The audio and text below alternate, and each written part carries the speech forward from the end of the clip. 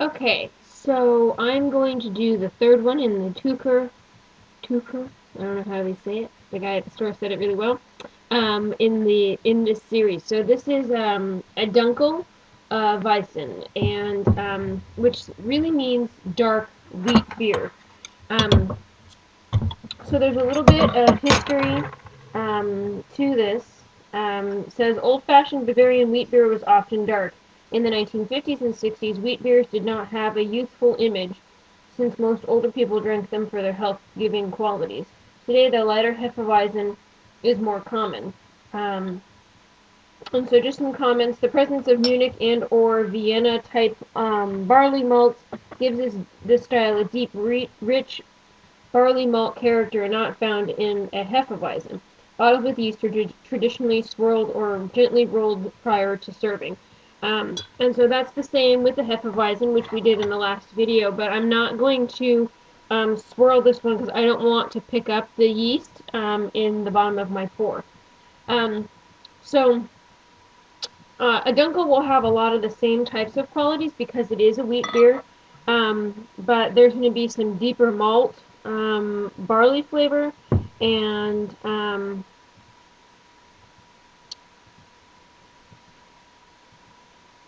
there we go, which will make it its own characteristic. So you can see a little from this pour that it is slightly cloudy, as expected. So I'm smelling the fruity esters.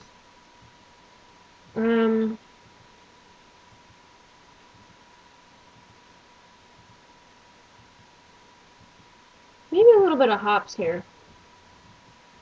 A little bit of spice, but just a little bit. It has a nice toasted aroma.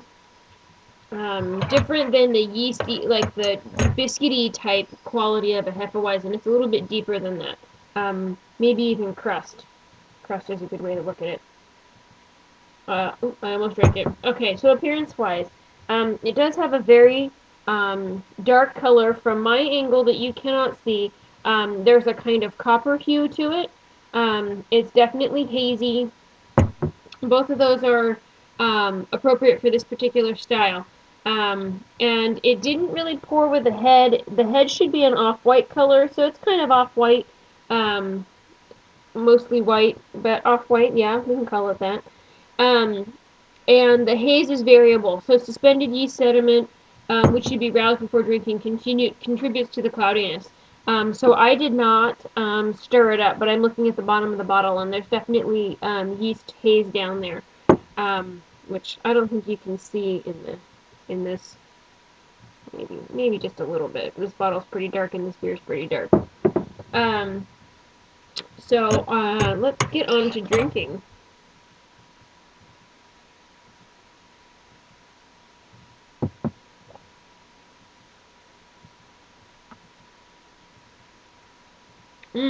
This is good. This is different than other Hefeweizens I've had. And I was actually just looking on the commercial examples list, and this particular beer is actually on the commercial examples.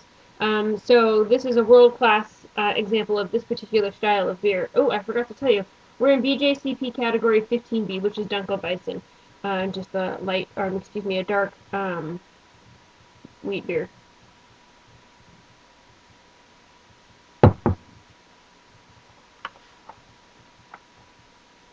It's very, very smooth. It has the same alcohol by volume range as the lighter version of wheat beers.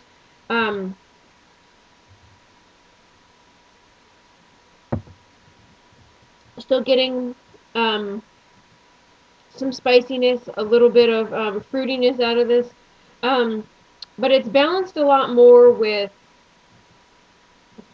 a toastiness to it.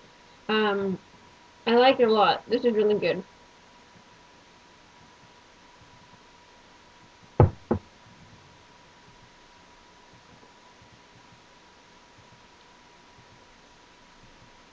There's no hop bitterness to it. It finishes really nice and sweet, but I feel like there's a little bit more hop flavor to it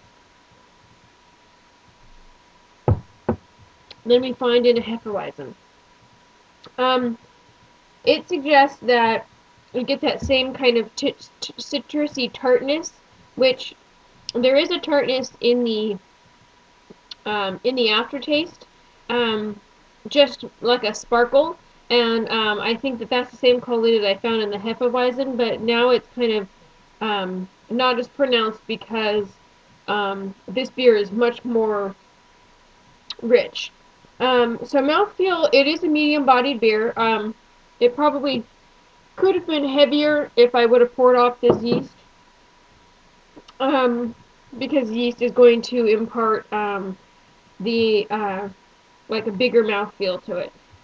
So overall impression, I think this is a really great beer. I haven't had a Dunkel in a long time, and I can't remember what it was that I liked about them so much. It used to be my favorite. There we go, and I forget. It used to be one of my favorite styles of beer, but it was at a time when I couldn't really get them very easily. And so I'm going to have to spend some more time with Dunkelweizens, I think. That and Schwarzbier, which is a black beer, which is coming up in the next couple of categories. But nonetheless, overall impression, I think this is a really great beer, and exemplary of the style. We're still in wheat beer, so it's still more light and refreshing. This one has a little bit more of a caramelly profile to it, or a roasty, toasty kind of sweetness to it, than the lighter wheat beers, because we're getting into those darker malts and barley and things like that. So overall, wonderful. If you haven't had a Dunkelweizen and you're a hef drinker, I think that you'll appreciate it. It's kind of like a segue into the more malty beers, and really ultimately a segue into like porters and stouts and things like that as well. So Hefeweizen tends to be one of the first beers that people try outside of the American lager style, because it's kind of a safe landing place. And so if you're ready to venture out, then I think this is a great place to start. Check out Dunkles. They're kind of hard to find. I don't see them in restaurants very often, but if you go to a specialty liquor or bottle shop, beer place, you should be able to find them. I was able to find this, and then there were a couple other examples at Bevmo, and I know that Bevmo has a pretty good German beer category, so go check that out there. Let me know what you think about this beer if you give it a try. I always love to hear if people try something after I suggest it.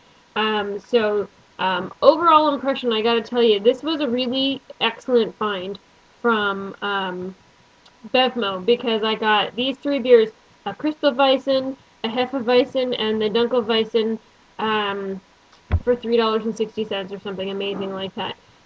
So check out that deal while you can, and let me know what you think about Tucher or whoever they are.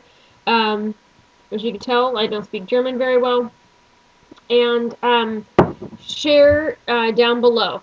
Keep an eye out on my channel description. I have my Untapped username, so you can find me on Untapped. And then I have a GoFundMe, www.gofundme.com/myroad2-Cicerone, and Cicerone is Cicerone. And I'm trying to raise funds so that way I can become a certified Cicerone, like a master of beer, if you will. And that's why I'm doing these videos, so that way I can practice with different styles and regions and get really good about identifying them, and ultimately being able to do blind taste tests, which to me is a crazy idea, but it's on my list of things to do. So thank you so much for watching. Find those links down below in the channel example. Thank you so much for watching, and have a great night.